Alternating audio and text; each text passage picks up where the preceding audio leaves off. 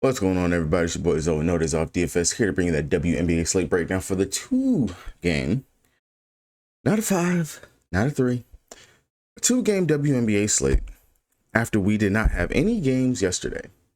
And today is game 1 of the fucking NBA Finals.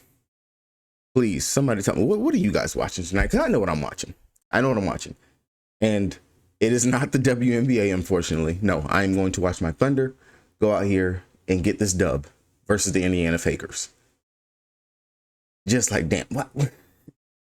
Somebody in scheduling really does need to be slapped. Like, because some stuff honestly does not make sense. Like this right here, it's stupid. Like, I get it. I want to say NHL, their thing was last night, game 1 for them. Doesn't make sense how we don't. It just. I'm not even gonna go on this tangent. Just fuck it. I do this every time. All right. Anyway, gonna go ahead and go break this down. If you guys are new here, make sure you guys hit that subscribe button. If you guys enjoy the content, enjoy what I'm putting out over here on the channel, you guys want to see more of it, definitely make sure you guys drop a like on the video if you guys are enjoying it. And with that being said, let's go ahead and break this little 2-game slate down. This should be quick, easy, get straight to the point. One of these games we've already seen them play recently within the last week. Definitely gonna be a little bit different because it's not gonna be a back-to-back. And I mean, everybody's rested. Like they've been twiddling their thumbs waiting for games too. Injury report for tomorrow. Really no news over here for New York Liberty. Baby Sabley, game time decision, but I'm not going to worry too much about that. And then over here on Washington Mystics side, they all good to go. Kiki, do you love me? She over here winning the Rookie of the Month.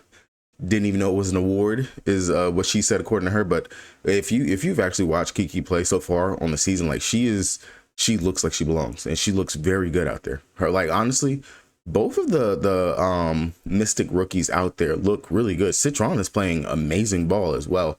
And definitely the next off day, I am going to actually do a video, just recording, just talking about some stuff, like how I like to do, actually give you guys a tangent on this type of stuff, because you know, I've been paying attention to some of the trolls on Twitter with some stuff, Carrington and her flagrant fouls, and well, you know, how the Dallas is looking, and then just all the talk about the ratings and stuff being that.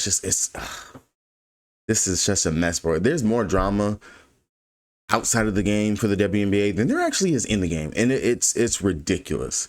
Golden State Valkyrie, Tiffany Hayes, she's a game time decision. She played last game, but she didn't play her full allotment of minutes. Only played like 14-15 minutes. And then on the Phoenix Mercury side, we already got the news that Alyssa Thomas is going to be out, McConnell is out, Natasha Mack is out, Kate Kopp is out still. Sam Whitcomb is probable to play. So again, shorthanded Phoenix Mercury team that we got over here. Damn. All right, so head on over to DraftKings, the site I play the most on the site. If you guys don't have an account, you want one, make sure you guys check the link down in the description below so you guys get that deposit match bonus and join your boy over here on the King. All right, so looking at 2 games, I'm actually surprised that the game total is higher in this game, in the New York Liberty taking on the Washington Mystics on their side, than it is for the Golden State Valkyrie, who played pretty fast, and then the Phoenix Mercury, who their defense is kind of slouching out there at the moment, especially with no AT, and just they have holes in their defense already, period. Really surprised. Now, granted, it's a 12-point spread. Of course, I would expect that. It's the defending champs, and they're just literally steamrolling pretty much everybody out here when it comes down to it, playing some amazing ball, and really just getting the killer in Cloud that they got. Just that upgrade at the guard position is doing dividends. It's paying off for them. So the day-old question always is, oh, am I playing Brianna Stewart? Am I playing Jonquil Jones? So Stewie, last time out going up against Washington Mystics, this was on the back end of a back-to-back. She still went out there, played 25 minutes, dropped 27.25 fantasy points. I'm not going to say she's not going to play, and I don't mind going ahead and paying up 11-3. You got to pay it for somebody on today's slate, and when you look at it, the highest price player is going to be Satu Sabley at that 12K. That'll be your pivot that you can directly come down to and play Brianna Stewart if you want. But of course, my upside, my eyes are always going to be on Jonquil Jones, especially when the price is a pretty decent discrepancy between the two. Going up against Washington, she did not play in that first game on their first part of the back-to-back. Of course, she ended up going out there. She played more minutes, but she still looked pretty decently. Didn't shoot too well from the field, 5 of 14, 1 of 6 from 3, but still dropped 50 fantasy points. And that was largely in part to the fact that she got 18 rebounds Of course, got the double-double, but then also the stocks that she had, 2 blocks, 2 steals right there as well. I do like the upside once again for her here in the spot. I mean, you're going up against several bigs that actually have to be in the paint, so the block upside will still be there for JJ. I think this is going to be one of those spots where she can get the stocks, especially for the fact of when you also do have Sykes, who likes to drive, get into the lane, and try to get those easy lays in there as well. So that defensive upside, I do like it a ton for JJ. So 10-1, I will be honest, she is going to be a core player for me currently right now as the slate stands, as I continue to just play around and build. But I keep landing on Jonquil Jones. The direct pivot is going to be, hey, play Breon Stewart. If you're making more than one line, put JJ in one, put Stewie in the other. We already know how this goes, especially for me. I get so high on one of these two, the other one ends up going off. Outside of that, Sabrina Ionescu, she went out there and she had a baller of a game going up against Washington last time. Back-to-back 40+ fantasy point outings, looking really good out there. Definitely shooting the ball, distributing the rock as well, playing pretty good. I will say definitely at 9-8, I could see it. Definitely would make sense, especially if you're not really too keen on trying to pay up for the guards over here in the Golden State Valkyrie from their side, or if you're not going to play Sykes on the flip side of things. I can see you going to Sabrina Ionescu or Natasha Cloud. Now, Cloud, she's coming off of back-to-back, in my eyes, back-to-back shit games after we just saw her pretty much kind of light it up to start the season. She has it in her bag. We know her ceiling is 40+. She's going up against a former team as well. On top of that, hey, go back to her. This is definitely the GPP pivot off of coming up here and playing Sabrina Ionescu. If Cloud decides that she's going to go out here and actually shoot the rock like what she was these first couple of games, maybe knock down some threes, but also continue to do it on the defensive side of the ball and get these peripheral stats and get those close to double-digit assists like what she was, the upside is going to definitely be there for her, and I wouldn't mind coming down there and pivoting to her. Now, outside of that, everyone else over here, unless you want to buy into the blowout narrative, the only other one that's really going to stick out to me currently right now is going to be probably Isabel Harrison, and that's going to be if Baby Sabally was to miss. Isabel Harrison and Kennedy Burks, those would be the main two that we want to pay attention to, because hey, Kennedy Burks is continuously getting rotation minutes. She's out there and she's playing at least threshold, like I always say, 15 minutes for the bench players that I want to pay attention to. I want to play those guys. Those are the ones that are constantly seeing close to that 15-minute mark. Kennedy Burke is going to be that. Another one who is starting to turn my head a little bit, and that's going to be Rebecca Gardner. Now, this is going to be the cheaper of the cheap and probably the lowest I would go on today's slate. 3,800 for Rebecca Gardner over the last couple of games, 16, 13, 18, 20. Now, granted, 2 of these games were blowouts, and she was seeing the run. I get it. 2 of them were blowouts, but outside of the Golden State blowout as well, she was seeing 13 minutes. She came and she played 6 minutes in that game right there. 17 minutes versus Chicago Sky. Again, and I know another blowout, but if you want to believe in the blowout narrative or something like that, then definitely Rebecca Gardner would have to be someone that you have to look at and pay attention to. Besides the fact of like legit, she got this blowout, like this was blowout run, and she did shoot pretty hot in the game 4 of 6, but we do know it's in her arsenal, it's in her bag. And if they are down one of their rotation key bench, one of their rotation pieces that they would play off the bench, which is Baby Sabally, that could open up some more minutes for some of these other players down here, like a Rebecca Gardner, that we could possibly look to as well, because they are going to be kind of limited in regards to their forward spots. Kennedy Burke, she actually does play the small forward out there for them whenever she does come into the game as well. Johannes, 4,900. For her, you guys know she has to be able to go out there and knock down those threes if we're really going to have a big game from her. She's the ultimate GPP bench player. Instead, I would rather come down here and just play Kennedy Burke, who is consistently playing those minutes. And I wouldn't necessarily plant my flag on Johannes. On the flip side of things, over here for Washington, I'm being honest, man. If it's not really Sykes, there's not too much to want to love over here for them. Sykes is the driving force, and Sykes is everything. Now, I'm going to say this. If Sykes comes out here in the first half of the game and she's not giving you jack dilly billy shit squat, don't panic. Do not panic. Sykes, she does tend to pick it up in the second half of games. If you've watched her enough, at least over the years, you will know, and you do know, that Sykes will get it going eventually, or better yet, hopefully we can we can see that for her. But outside of that, Kiki, I don't mind going to Kiki. I understand it is going to be New York Liberty, but the fact that she's taking double-digit shot attempts and she looks like her usage is right behind Sykes, like they look to get her the ball. I do like the upside for going ahead and going to her and just hoping like maybe she could break through the wall in this tough matchup. It is going to be a tough matchup going against Breon Stewart and Jonquil Jones. So normally, of course, in this spot, we would attack using the opposing guards. Citron, the price is kind of just up there for me, man. Just 8,200. it's really not coming down to where I think she should be in the high 7K range. They need to knock it down there. We're slowly getting there. Hopefully next slate she will be down into that 7-8, 7-7 range, and I could really look like, okay, you know what, Citron, you're not looking too bad for a play. Outside of that, really, there's not too much to like over here. Everyone else would be GPP options. Leah Edwards off the bench is a GPP option. Shakira Austin off the bench, possible for her to actually have a decent game as GPP. Big Mama Dosen, I'm not touching that with a 10-foot pole. Jade Melbourne, her minutes have definitely just seesawed, and it's been up, down, up, down. It's all over the place, and her production definitely has dropped drastically over the last several games, especially with Sykes being back. Shook Sutton, just I'll put my Cash App and Venmo down in the description if you decide you want to play her, so you just go ahead and send me the money instead. But everything else over here, man, like I said, it starts and ends with Sykes. Literally starts and ends with Sykes. Everyone else is GPP options, but this is those things that can actually win you a slate if you can figure out the good pivot over there on Washington. But for me, my eyes, I don't see anyone that sticks out and is like, yes, I have to play. Golden State Valkyrie side, looking at it, this game, I personally think this game should be the better of the two. I don't understand. I really don't get why the total is low. Like, this is two teams that will play fast. Golden State shoots a ton of threes. They try to they literally, to me, kind of remind me of the Golden State Warriors. And I say this every fucking time. Get it? Yeah, Golden State Valkyrie, Golden State, whatever. They're running. Their whole thing, their whole identity, run, shoot the three, get to the spots, get to the open shooters, blah blah blah blah blah blah blah. Now, over here for me, Salon, I've talked about it time and time again, like her playmaking, her just playing period. She's not afraid to take the shots, everything.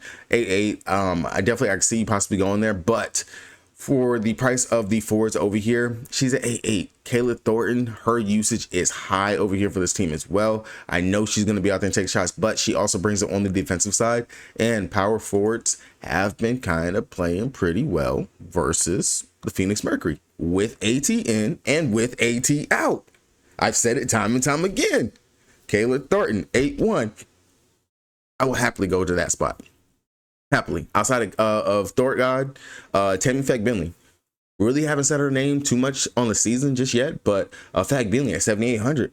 If you're trying to look for possibly you think Thornton's going to be higher owned, pivoting down here to Fag-Bentley makes for a decent spot. And I honestly, all three of these forwards, I do like them. I think they're going to be decent options and plays. But my favorite, if I have to rank them in order, is going to be Kate Thornton, Fag-Bentley, Salon. Thornton and Fag-Bentley have the better matchup to me when it comes down to it. I know Fee, she didn't have to play like her good allotment of minutes versus Golden State when they played, but she did go out there and drop 40.75 fantasy points versus them. Alana Smith, when Fee missed in that game, she went out there and she dropped 33 for that right there. And then Angel Reese, she dropped 46 versus them. And that's going to be the Kayla Thornton in this matchup right here. Fag-Bentley, now granted, centers have been up and down versus Golden State, but it is still a spot that we can attack. Every center that I've looked at so far, they've dropped at least close to 25 plus fantasy points going up against them so far on the season. And granted, you'd have to go all the way back to Stephanie Dolson if you want to look and see like a center that didn't do too hot in the spot. Now, outside of that, Zen Lassini, 4,500, that would be like a value option that you can get to. She's, I guess, what we can call back in the fold. Talbot would be someone that if you want to burn and throw some money on, hope that she could GPP pop for you. There, you can mess with that. But, nah. Now, over here on the guard side of things, even if Tiffany Hayes plays, I kind of feel like Veronica Burton's out here on the island. Like, her price it's not beautiful. It's not, yes, like it's there, you know. It's in the middle of where it's like, okay, cool, if I'm playing Burton, maybe I should just get a Peter Cloud or Sabrina, you know, or something like that. If I'm playing Burton, well, Citron's right here, 8,200. Or, well, hey, Tiffany Hayes, if she plays, her usage is high, 7,600. Let me play Tiffany Hayes. Or Monique Melbourne, Lacasa. Like, she's in the tween spot, and I kind of feel like she's going to go under-owned in what should be, in my eyes, a decent position for her to go out here and play up. Now, we've seen it where it depends if she's playing the 1 or the 2, which I do believe that she will be the point, even if Tiffany Hayes does play. She is the maestro right now. Opposing ones have actually played pretty well versus the Phoenix Mercury. Besides that dud game that Courtney Williams just went out there and had, where she only had 18.5 fantasy points in 22 minutes. Kelsey Plum, 28 fantasy points. Courtney Williams in the game before that, 28 fantasy points. Vandersloot, 40.5 fantasy points. Skylar Diggins-Smith, 58 fantasy points. Kelsey Plum in the first or second game that they played on the season, 41.75 fantasy points. So the upside can be there for Burton to go out here and smash in a great spot. And I mean, we've seen that she has been smashing even in 20-something minutes. She's actually shooting the ball quite a bit more. She can play make. She is playing some pretty good defense. Like, she's out there. She's out there. Definitely Tiffany Hayes would be the pivot. If Tiffany Hayes does play, then it makes sense. You can definitely mess with that and go there. But Hayes has to play.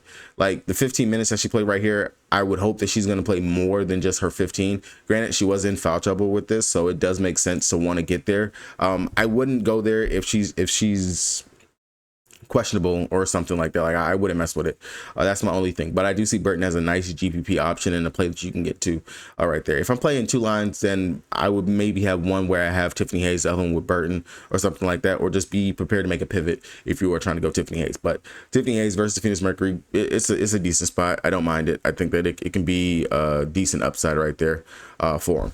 On the flip side of things, over here for Phoenix Mercury, Satu Sabally. I'm not even going to beat the dead horse. It's Satu. Like, no AT still. The usage is going to be there. I know she's coming off of a dud game, but hey, look at who she just played. That was the Minnesota Lynx. It made sense. They're going to stack up on her. They're going to get her. But opposing small forwards, they have actually played decently well versus the Golden State Valkyrie. So I will definitely still be going there to Satu Sabally at 12K. Makes sense why she's priced up that right there. Sammy Whitcomb, dud game for her last time out there. 23 minutes, only 13.5 fantasy points. But without AT being there, she is having to see the shot attempts. She is facilitating and doing things like that. Same thing for Monique, but her minutes dropped drastically. I have no clue what the hell happened in that. I saw that her minutes went down, and then I want to say healed. Her minutes went up. She dropped 30.25 fantasy points. I kind of feel like this would be chasing if I went here to this spot. So I'm just going to continue to go what I know, and that's going to be playing Monique because I know she starts. The only thing and the issue that I had talked about before is that Monique's not even seeing 25 minutes. So if those minutes are starting to chop down, that does give me a little bit of worry. So that would be more of a GPP option that I would mess with and go to right there. Another play I do like over here is going to be Catherine Westbeld. I do like the upside for her possibility to have a decent day going up against the Phoenix. I'm going up against Golden State Valkyrie. She's out there. She's playing the minutes. I know that she has Kalani Brown backing her up, but when she's actually out there knocking out some shots and actually being able to hit it from three, she does have some decent upside that we can get to. And at 7,100, I wouldn't mind taking a chance over here on her.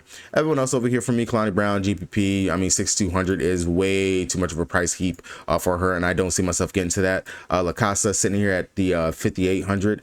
She's playing the minutes, but the upside definitely much GPP realm in regards to what we're going to get from her. Healed, I like to see if you're making more than one line, I could play her, but I want to see if she's going to get that exact same run, run again. Like if she's going to play mid 20-ish minutes, definitely will have to put her down on my radar as a possible play, but not something I feel comfortable staking on if I'm just doing one line for tonight.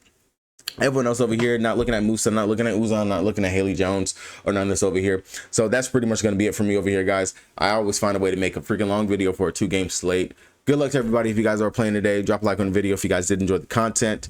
And hey, it's the NBA Finals, man. My Thunder about to win it all. Peace.